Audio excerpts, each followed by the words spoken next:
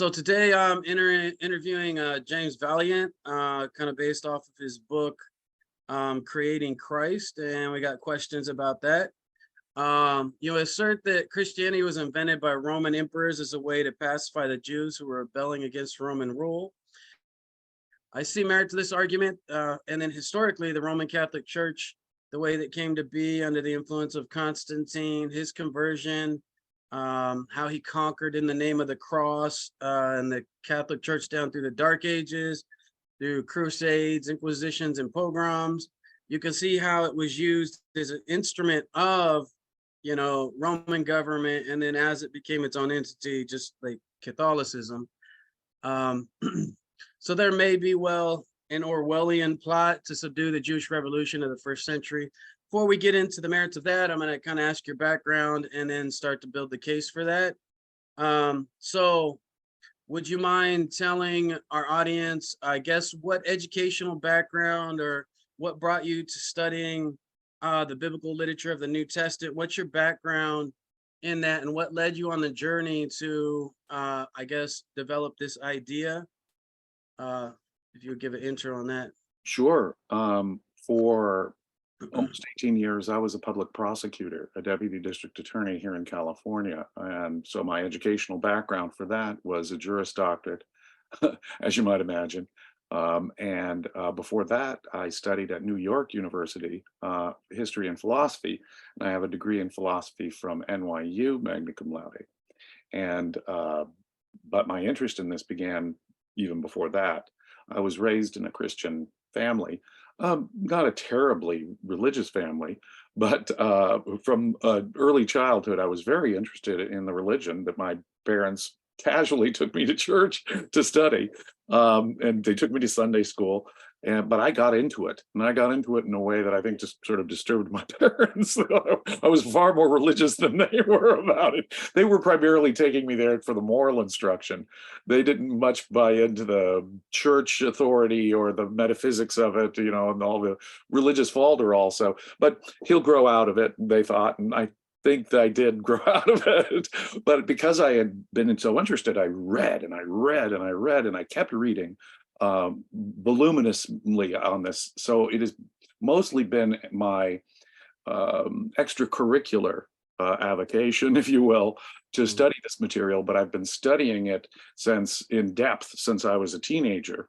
The first inklings I had, and I mean studying the scholarship on it and so forth, in some depth. And my first inkling on this theory happened way back in the early 1980s, about 40 years ago, when I was reading Josephus, the Jewish historian, who was working for the Romans. And he makes it plain that the Roman government was using the Jewish Messianic religion of the rebels at the time for their own propagandistic purposes. He was, in effect, a Roman propagandist, as well as nominally, at least, a Jew still. Yeah. But it does indicate, beyond a reasonable doubt in my mind, that the Romans were aware of this self-consciously and using the rebels' religion against them. Now, to set the context, of course, we have the Jewish rebellions of the 1st and 2nd century. And these are characterized as intensely messianic, intensely apocalyptic, intensely Torah orthodox, nationalist, separatist. And if you look at it that way, and militant, they were rebels. If you look at it that way, the New Testament, on the face of it, looks like a critical reaction to the Messianic Judaism of the rebels. And of course, it makes good sense that we would see large Hellenistic features now, Greco-Roman elements introduced into Christianity that are wholly alien to Judaism. And that's exactly what we do see. The elbow in the road between Christianity and Judaism is just that. And you started out with some really good points. Yeah, I wanted to get into. I'll start asking you questions to kind of build this thing. Sure. But I wanted to kind of lay some foundational work, and then I'm going to ask you questions and hopefully draw out all that you're in the direction you're going right now. But I mean, that's all really good stuff, and it's important. It's interesting. So did you get a chance to watch the video that I did the interview with Dr. Robert Price? I did watch a large section of it. You gave me the time, but I went well before and well after, so I got the whole context of his Yeah. discussion when you do talk about my work, when you ask him about it. Yeah. So yeah, based off of that, he seems to think, well, he doesn't, because I asked about your work, and we'll get into this a little later, the work Atwell does on Caesar's Messiah. But he doesn't feel that there's room, or you address the idea of a historical Jesus within the creating Christ myth. It seemed like he didn't think that was necessary. And so before we get into the nuts and bolts of, the creating Christ, I was curious, is there room for historical Jesus? And what do you think of Bart Ehrman's view on whether Jesus exists or not? I'm a historicist. So just to flatly lay that out, I believe there was a Jesus movement before the anti-rebel forces got their hands on it. Before the Greek-speaking and writing Christians got their hands on it, there was a authentic Jesus movement. I tend to agree, and this is my difference with Bart Ehrman, although I do agree with Bart Ehrman that there was a historical Jesus. Now, in our book, Creating Christ, we do not take a stand on it. We don't really think that's the key question here. If there was a historical Jesus, he was almost certainly the exact opposite of the guy depicted in the New Testament. Yeah. In Greek Christian texts, he would just be the exact. What they did is they turned a guy who was crucified as a rebel under the Romans, and a guy who was claiming to be the king of the Jews because he was descendant of David. They turned that guy into a pacifist internationalist who said, "My kingdom isn't even of this earth." A startling statement from the Messiah, because obviously the Jewish rebels of the period were expecting a perfectly earthly Messiah to lead them to victory over Rome. So I believe, unlike Bart Ehrman, I believe in a rebel Jesus, more like Professor Brandon, the person that Robert Price cited in the interview. I have some disagreements with Professor Brandon, but in general, not about this. I think that while we don't take a stand on the historical Jesus, my own personal view is that there was a historical Jesus. We make very clear, though, in the book that we're not talking about the creation. This is my main objection to Price's criticism. He says the whole religion created by, we're not making that claim.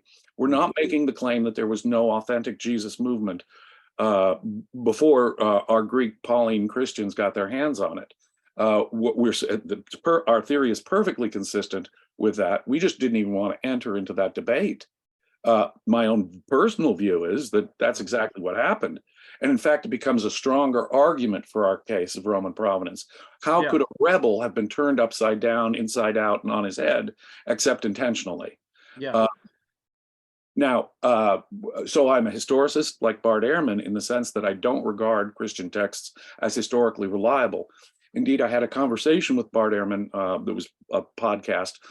Another podcaster gave me a chance to have a wonderful conversation. I've had multiple conversations with him in podcasts, but my first conversation, I simply asked Bart Ehrman, do you agree that the Passion narrative, the story of the trial, the execution of Jesus, is itself fact or fiction?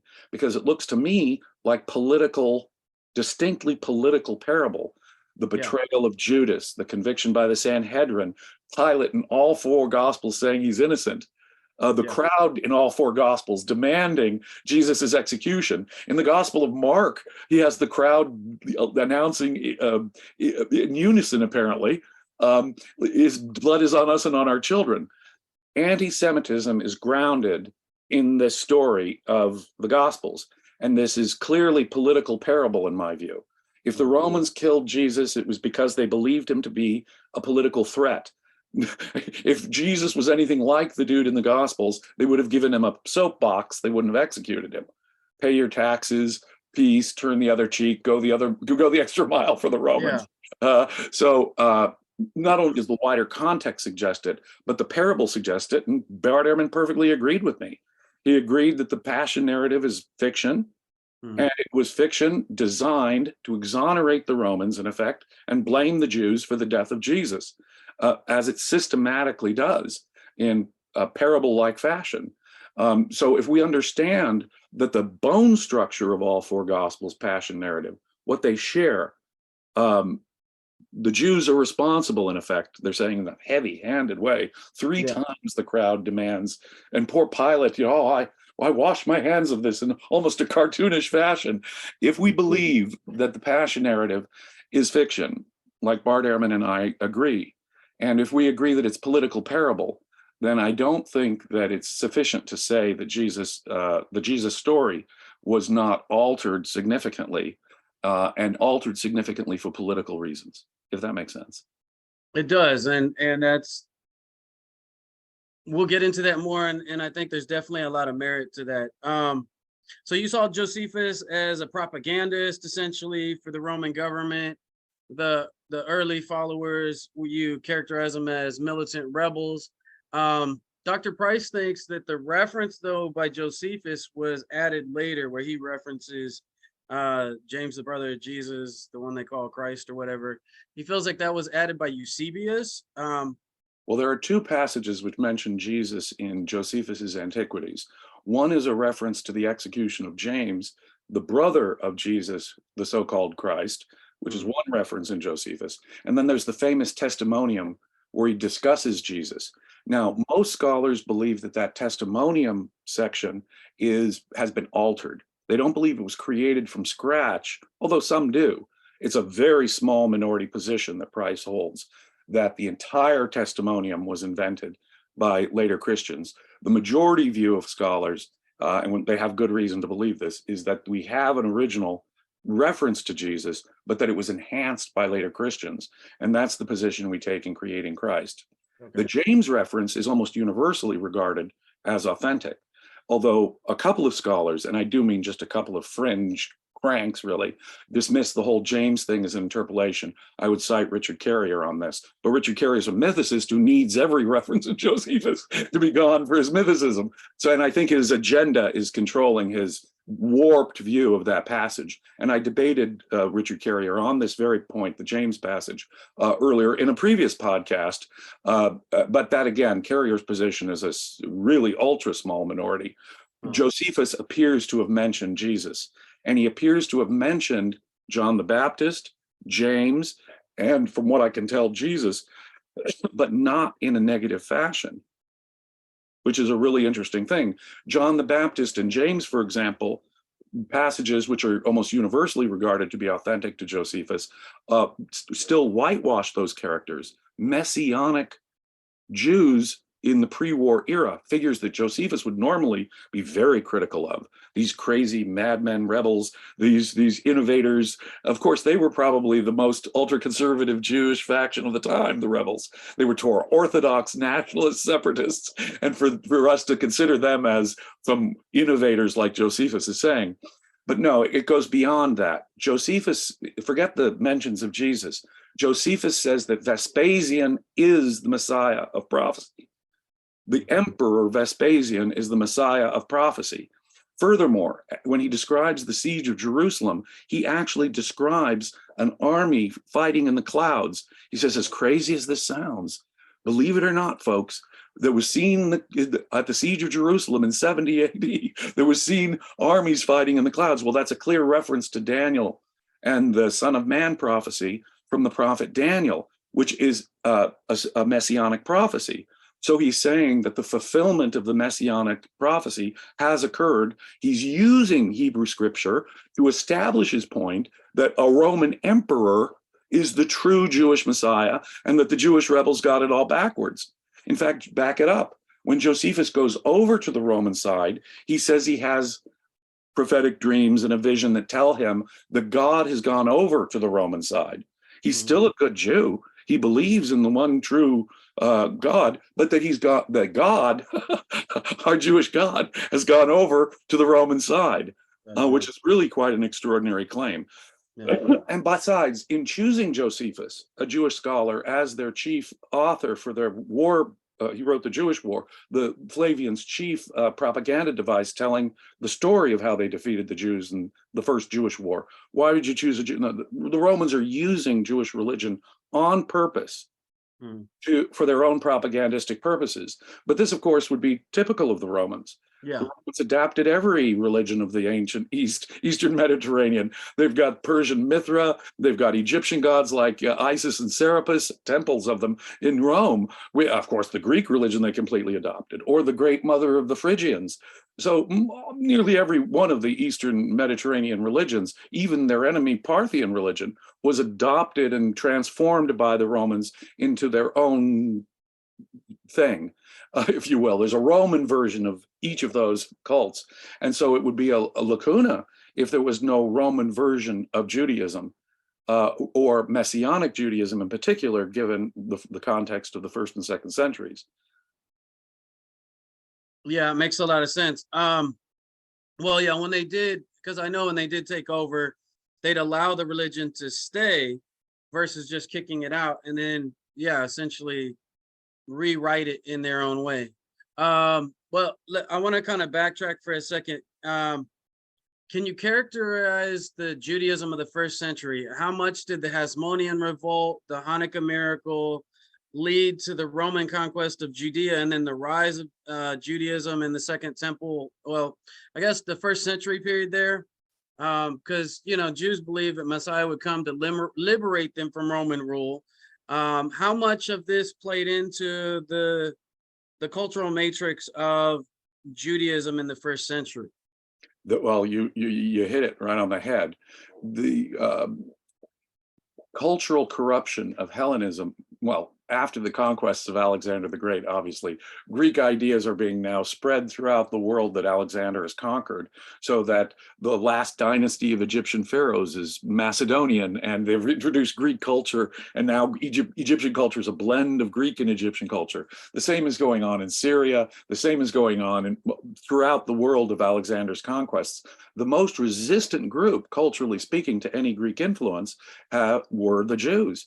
And that explains, of course, the Hanukkah revolt, the Maccabean revolt. They wanted to push out the Syrian, Seleucid, Hellenistic influence and return to a more purify the temple of that defilement and get back to a more Torah orthodox worship of their God. And so they had the successful Maccabean revolt. And that set the agenda. The last independent kingdom of Jews in the ancient world, the Hasmonean kingdom of the 2nd and 1st centuries BC, the Romans come in, of course, and dominate the area. And starting with that Roman domination, they set up their own client kings, converts, basically Arab converts to the Jewish religion, to be their client kings in the area, who must be deeply resented by these same conservative factions that had rebelled against cultural assimilation of Greek ideas earlier. And so what's particularly paradoxical about Christianity is that it not only combines Judaism, you can imagine, we already have examples of Greek ideas and Jewish ideas being fused in the philosopher Philo, for example, of the 1st century. That Platonic Judaism influence, integration, if you will, is already going on, but it's not yet Christianity. What we see with Christianity is something as a really interesting twist. It's messianism. It's apocalyptic messianism of the kind that we read in the sectarian Dead Sea Scrolls that appears to be being turned on its head. Yeah. Which is sort of a paradoxical mix. The people who should be most resisting assimilation, the Jewish rebels, the Jewish messianic types, are their form of Judaism is exactly what's being transformed by Christianity, because we do know there are different sects of Jews at this time. Philo and Josephus and others do describe the different sects of Jews in the 1st century. We have the Sadducees, who appear to be Torah orthodox. They only really go by Torah, and they distrust something like Daniel, and because it seems to suggest immortal soul and a final judgment of souls. And we're told that the other groups, the Pharisees and the Sadducees, or excuse me, the Pharisees and the Essenes, do believe in an immortal soul. Now, imagine, if you will, the destruction of the temple in 70. No longer can the high priest enter the Holy of Holies on Yom Kippur and ask God for forgiveness of the people's sins. No longer can we do the animal sacrifices prescribed in Mosaic law. This is now a crisis for those Jews who do believe in an immortal soul. Their redemptive mechanism, the temple itself, has been destroyed. They need an alternate redemptive mechanism. And that is, of course, Jesus. Jesus is specifically compared to the temple. His death on the cross is specifically compared to animal sacrifices under the Mosaic law. He's the Lamb of God at Passover. So he replaces the animal sacrifices. He is the new temple. Destroy this temple and I shall build another one in 3 days, says Jesus. So Paul even says Jesus is the foundation of a new temple, which is interesting. So Jesus as the new redemptive mechanism for those Jews who believe in an immortal soul is the essence of the theology of Christianity. And nothing I say contradicts that at all. There's some people get the wrong idea here, nor do we really believe that there's any conspiracy. All of these facts were well known. It's a question of who was writing the New Testament and what was their agenda. There were many, let me put it this way, there were many people in the Roman world, non-Jews, Gentiles, who were attracted to monotheism. Monotheism, for philosophical reasons, was becoming more and more attractive. Platonism and Neoplatonism is far more consistent with monotheism than it is with polytheism at the end of the day, as philosophers like Philo or the pagan Plotinus in the 2nd century really make clear. And so these philosophical monotheists are being attracted, these Gentile philosophical monotheists are being attracted to Jewish monotheism. And there's a whole category known as God-fearers, people who maybe aren't getting circumcised and really entering the house of Israel, but still wanting to worship and study, the Jewish God. There were also elite Jews working with the Romans. I think this is important, like Josephus, for example, or like Philo and his family, who were Roman tax collectors in Alexandria, Egypt. These people would have very pro-Roman sympathies. They're doing very well under the Romans, thank you very much. And they are they think these rebels are just a bunch of mad kooks. So if you're doing well under the Romans and you're one of these educated elites like Philo or Josephus, you'd be on the Roman side of things. These folks got to be looking for a new way to assimilate with the Roman world. So between the Gentiles who are interested in monotheism and between elite Jews working with the Romans, there is a constituency here behind Christianity. And I believe that it's really impossible to miss that that's our constituency for Christianity. It was not aimed originally to convert the whole Roman Empire. But the formula they created there was such a powerful one. It combined Jewish monotheism with an open door, you don't have to get circumcised, anyone can join, right, policy. It was so open to everyone, and yet it combined this monotheistic idea that could unify an empire, which the Romans were very much interested in doing. It became too irresistible. Christianity had the right formula, and it took over the empire. But you made a great historical point earlier. You'll note that throughout Christian history, there's all kinds of anti-Semitism. I mean, you sneeze in the wrong direction, let's go kill a bunch of Jews. You show a passion play, and that's an excuse half the time to go, kill a bunch of local Jews. Whereas the Roman Empire was venerated. It was the Holy Roman Empire. And it only went out of existence at the time of Napoleon, 200 years ago. So the Christians venerated the Roman Empire, even as they were attacking Jews for most of its history. It was very odd. When you think of the text, it comes from,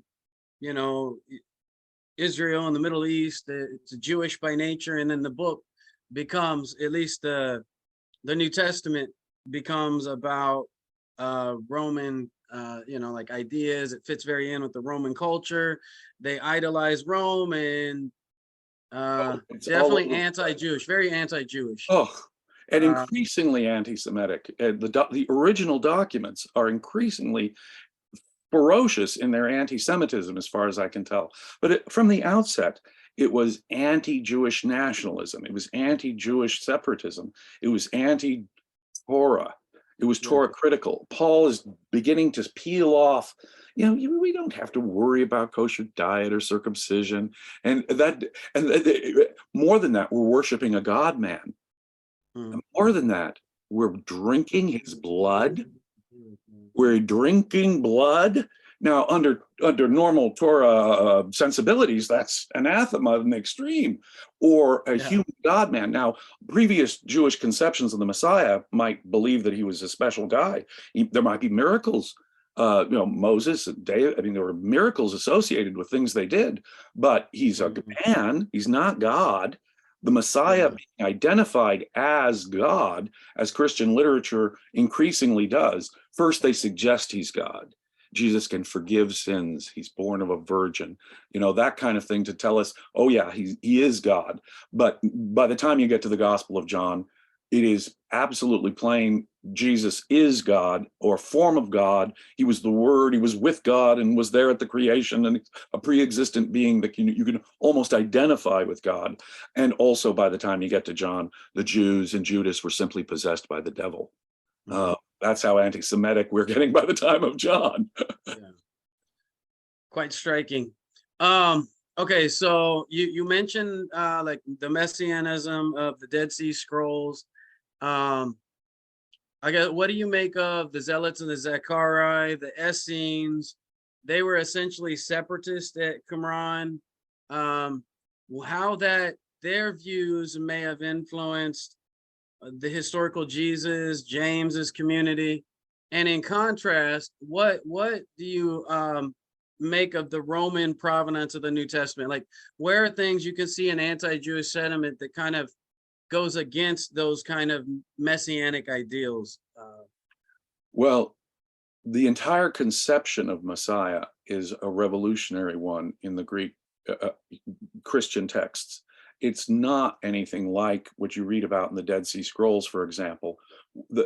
I am a deep admirer of Professor Robert Eisenman's work. I disagree with him on a couple of matters, such as the dating of most of the scrolls and on the identifications of persons. Paul is the liar and so forth.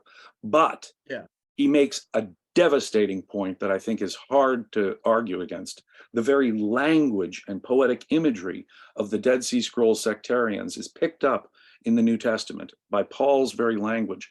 Take, for example, the grape, it's the Battle Hymn of the Republic, right? The grapes of wrath, right? That God is pouring out. Well, that image we used to think came from Paul. No, with the discovery of the Dead Sea Scrolls in the middle of the 20th century, we learned that that very image, the cup of God's wrath, the grapes of God's wrath, was Dead Sea Scrolls poetry. So Christianity is keying off of not only messianic ideology, not only the same apocalyptic belief in the coming of the Messiah that so animates the Dead Sea Scrolls sectarians, but it does, and the Dead Sea Scrolls sectarians are militant, nationalist, separatists. We have found fragments of sectarian scrolls at Masada. At Masada, the last battle of the first Jewish war in the first century, those rebels at Masada venerated the sectarian Dead Sea Scrolls. So there's a connection between the rebels and the scrolls community, and there's a connection between early Christian literature as early as Paul and the sectarian scrolls community. So in the sectarian scrolls community, I think we get a good idea of what the Roman period Jewish messianic religion would have looked like. They are intensely Torah orthodox, intensely separatist, intensely religious. They are, in effect, in some ways, the model of Christianity, and in other ways, the diametric opposite. Jesus stomps on all the purity regulations in the Gospels that he can possibly find. He touches every impure graven image. Show me the money and he touches it. Oh, you hang out with unclean people. Great. I'm going to flaunt every purity regulation that the Essenes appear to take extremely seriously, and the Dead Sea Scrolls community appear to take very, very seriously. And yet, on the other hand, it contains powerful elements of Essene ideology, holding property in common, taking care of the poor, healers, people who are setting themselves apart separately in a monastic sort of setting, some of them celibate. If all those elements, which are, seem to be the predecessors to Christianity are there, then it's a very curious, as I say, again, paradoxical combination of elements. In the Greek New Testament, Jesus says, see, this is the interesting thing. If we divorce it from its political context, some of these statements don't make really any sense. Jesus will say things like, whoever uses a sword shall die by the sword. Well, lots of people who use weapons die of natural causes. Lots of people who kill will die of natural causes. So literally what Jesus is saying makes no sense. In the context of Jewish rebellion, it makes perfect sense as a dire warning. Don't rebel against Rome. Or take the whole Jesus apocalypse. Jesus allegedly, this is why most scholars, and I'm included in that, believe that the Gospels must postdate the Jewish war and the destruction of the temple. Jesus gives a detailed prediction of the destruction of Jerusalem and the temple, which fits perfectly Josephus's description of the event, including the armies in the clouds. Yeah. So it becomes clear to me that Jesus again is being given a prediction of dire warning to the Jews. Don't rebel. It will cause the destruction of the temple. Jesus, over and over, Jesus is saying, peace, go the extra mile for the Romans. He's making friends with tax collectors. One of his disciples is a tax collector. He says, render unto Caesar. You see, what is the rebel's position? You can't be a good Jew and a loyal Roman. Well, Jesus is saying just the opposite. You can render unto God what's God's, and you can render unto Caesar what's Caesar's. Flying in the face of the very rebel philosophy. Jesus says of a not just a Roman in this time of Jewish war, but a Roman centurion, that he has more faith than any Jew. Paul's letters are probably earlier material. At Romans 13, one of the so-called authentic Pauline letters, he says the Roman government are God's, not just it's a good idea to, obey the law because we don't want to get in trouble, get along and go along. No. Paul says the Roman government are God's appointed agents on earth. It is sin to violate the law. It is sin to rebel. It is sin not to pay your taxes.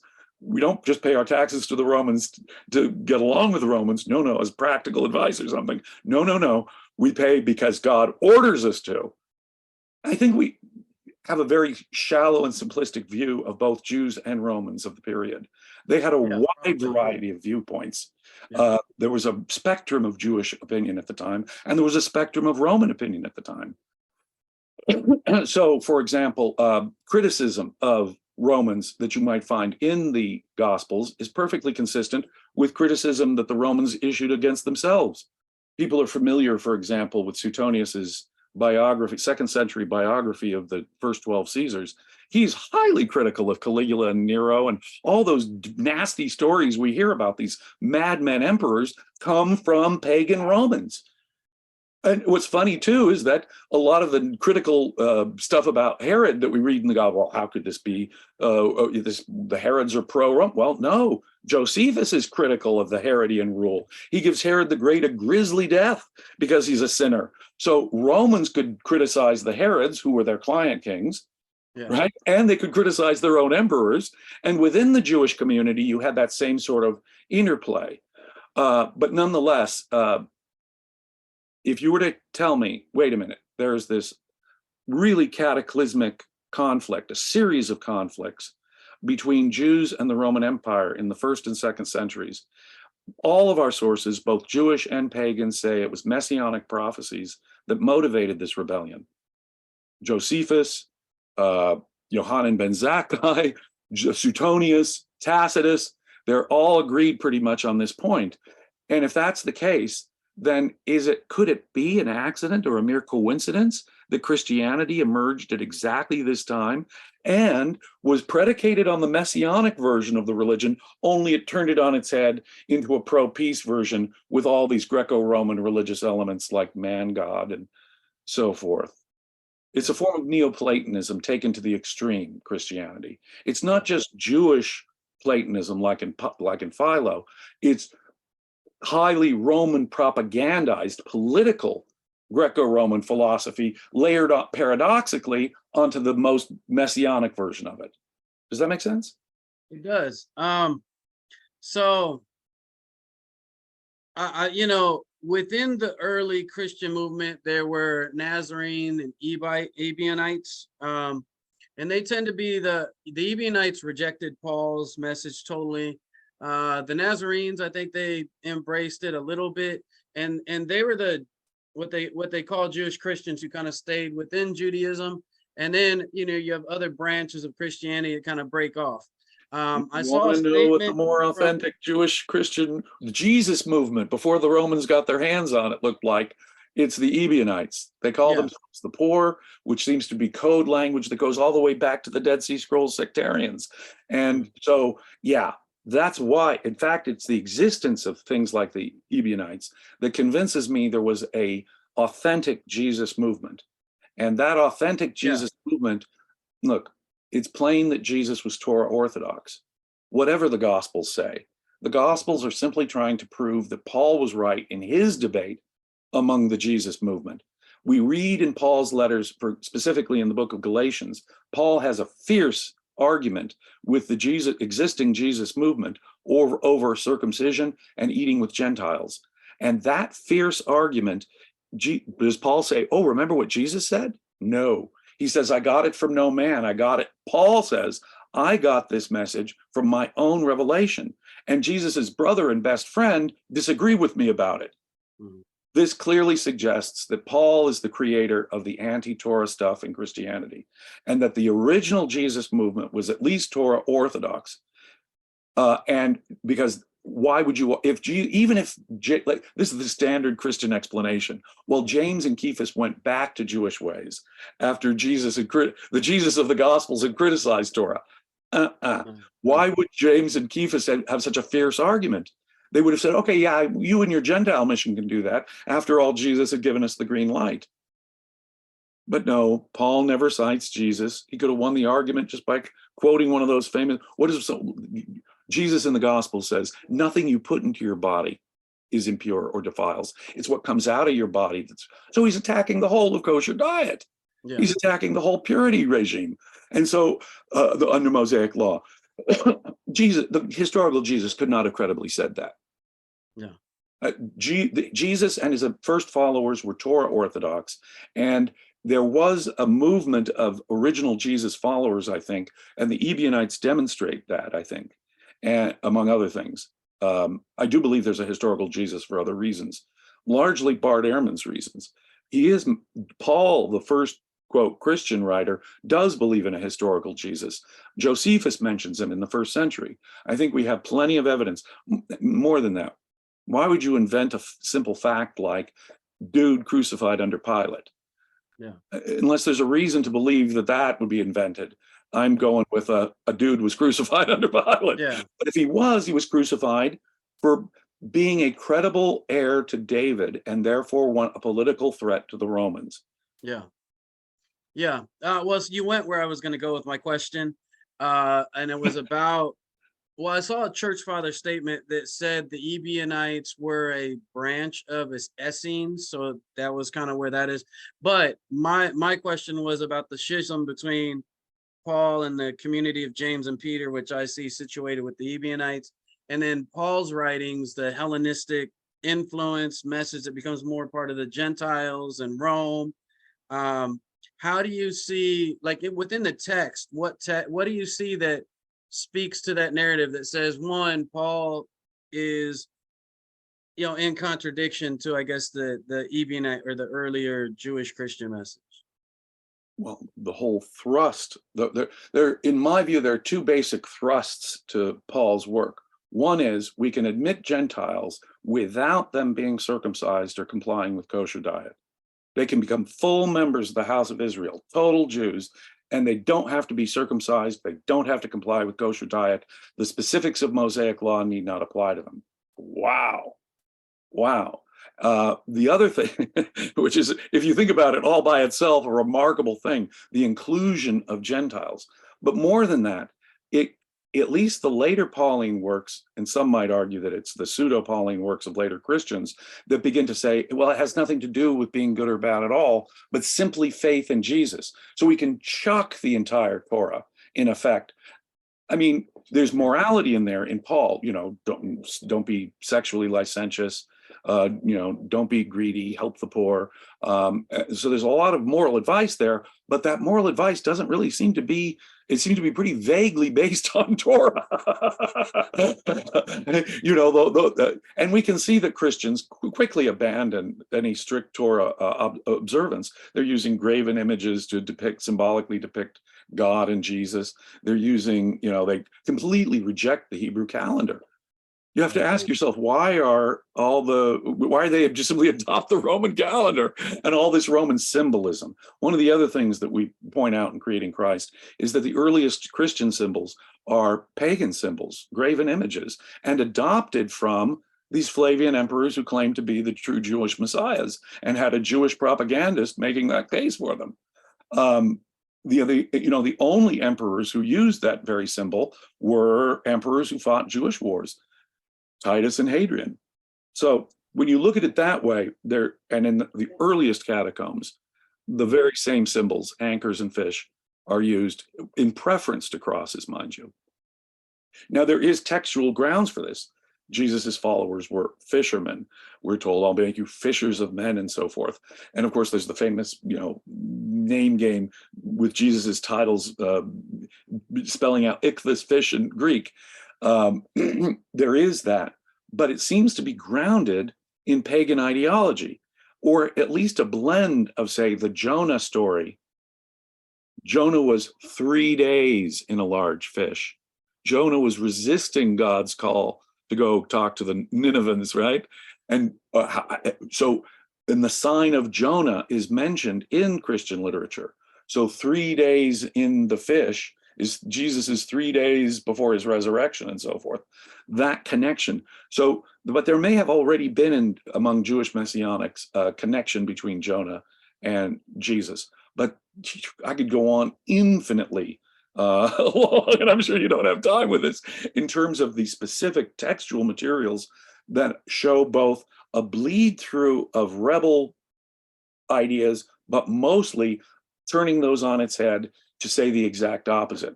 Get along with, well, perhaps the most famous, Jesus is the Messiah, the King of the Jews. He is depicted as being like a slave, washing the feet of his disciples. The king is washing his disciples' feet. And he's saying in the same gospel, my kingdom is not of this earth. Okay, because after all, in the kingdom of God, Matthew and Mark say, the first shall be last and the last shall be first. You, first century Jewish messianics, you got it all backwards. It's not here on earth. It's not being number one here on earth and kicking out the Romans. It's the afterlife that we should be exclusively focused on, nothing political here in the real world. Now, become good Roman citizens and don't cause trouble. Bingo. It was an attempt in part, I don't know how successful it was, but it was an attempt in part, I think, to pacify militant Jews, the most militant elements of them, the messianic apocalyptic ones, using their own imagery and language, mind you, turned on its head, but also a way, as I say, for Gentiles who were interested in monotheism to join in without being one of these rebels that the Romans didn't trust. We have to find a way to accommodate these groups. And the Romans were experts at such ideological assimilation and accommodation. Yeah. I mean, it makes a lot of sense. So, I mean, to characterize kind of what you're saying, the Hellenistic influences that you can see within Paul's message, accompanied with the growing like Gentile nature, I guess, of, the early Christian movement. And I'm going to kind of get into this question a little bit. So Joseph Atwill, he taught in Caesar's Messiah, thinks that it's Titus is who really is the New Testament Messiah that they're writing about.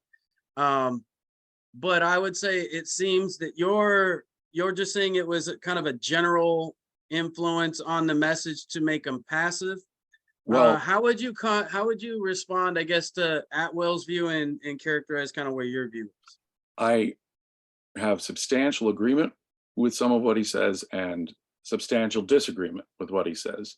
He regards, for example, all four Gospels as written in coordination with one another. I don't agree with that. I agree with the standard scholarly view that they were written for each written for a distinct community and at different times, and reworkings of earlier sources. I do not think that they came out as is in a four gospel coordinated fashion, which is what Atwell seems to argue. For example, and that's just one example, I don't agree with every single one of his parallels between Titus and Jesus. And I believe that there are a lot more parallels other than Titus that are involved. Vespasian, for example, is said to have performed miracles identical to some of the healing miracles that Jesus performs. And so I think Vespasian's a model. More than that, I agree with the scholar Francesco Carota that Julius Caesar was a model in some respects for Jesus.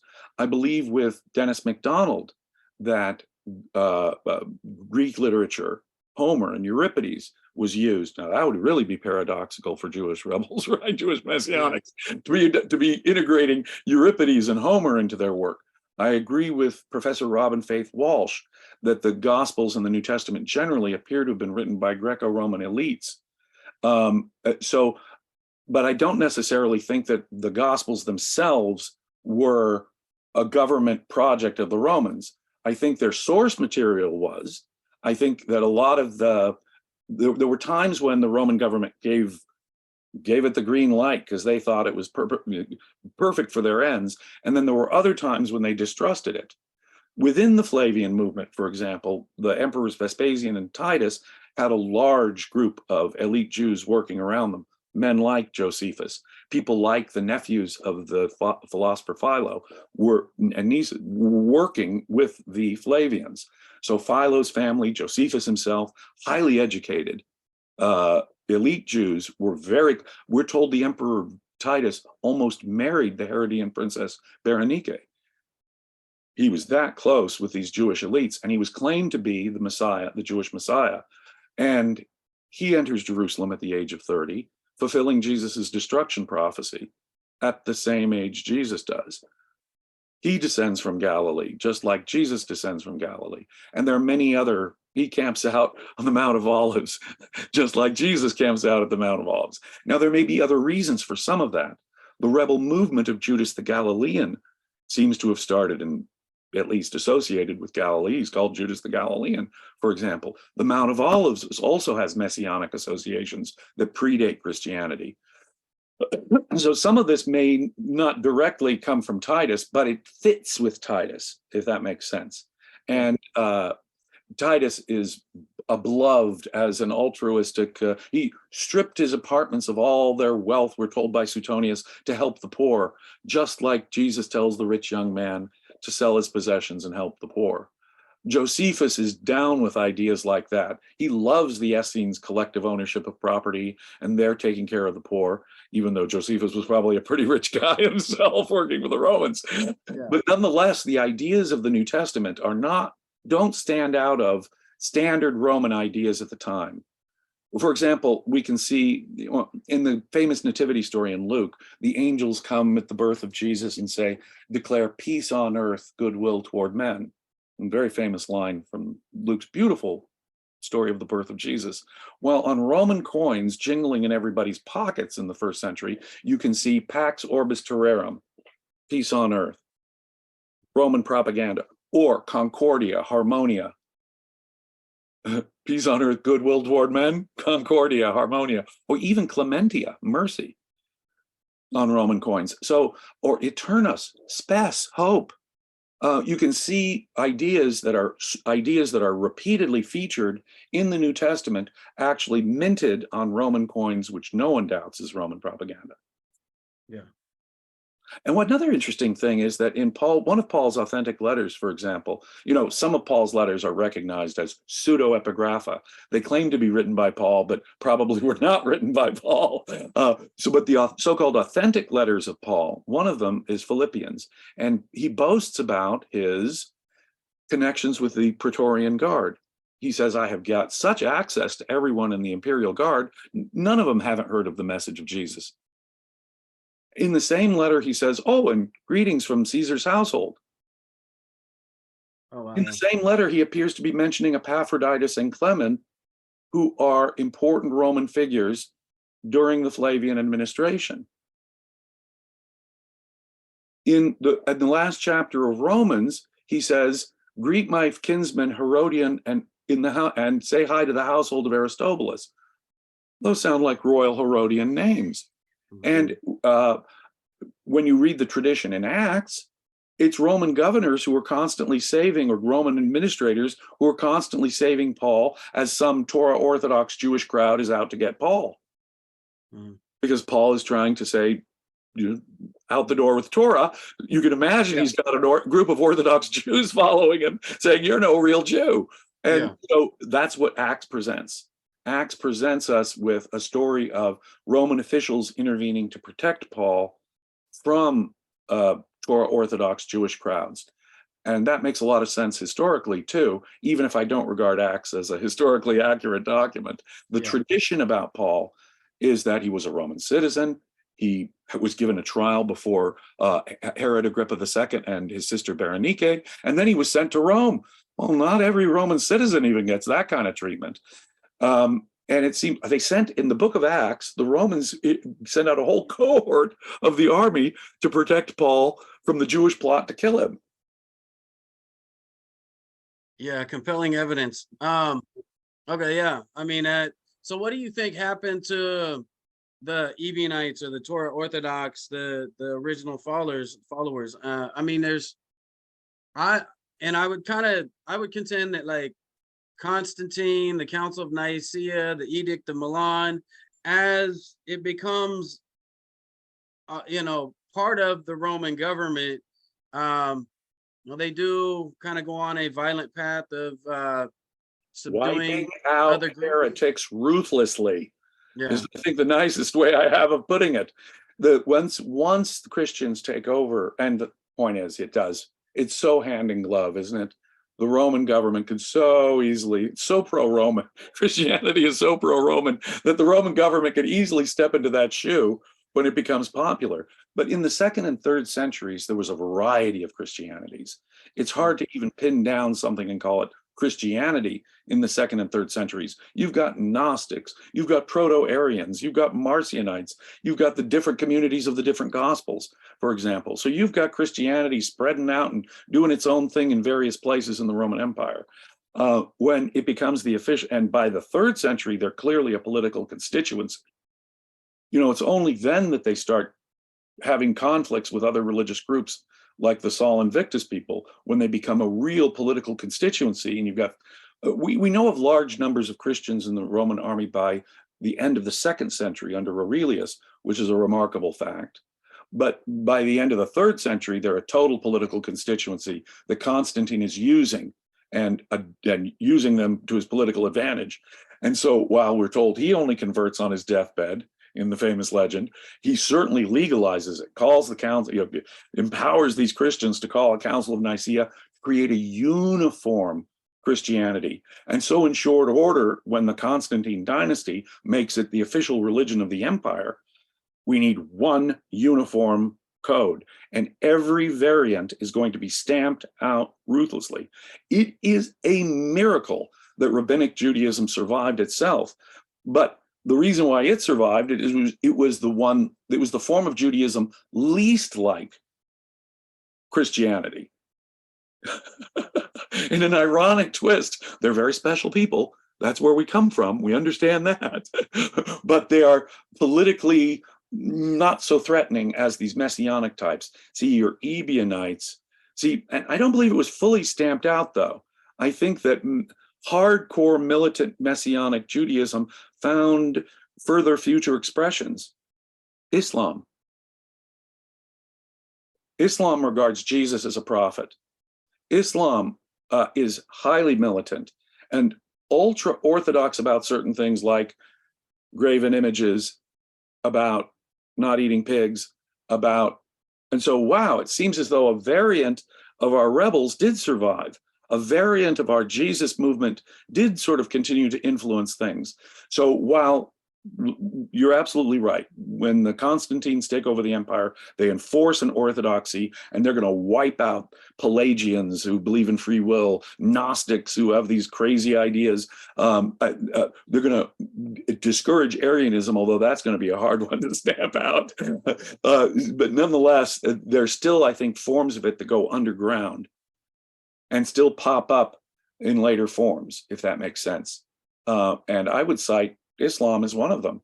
A strange corruption of the Jesus movement, true, but clearly one based on what I think was more the militant Torah Orthodox Jesus movement, the authentic Jesus movement of the first century.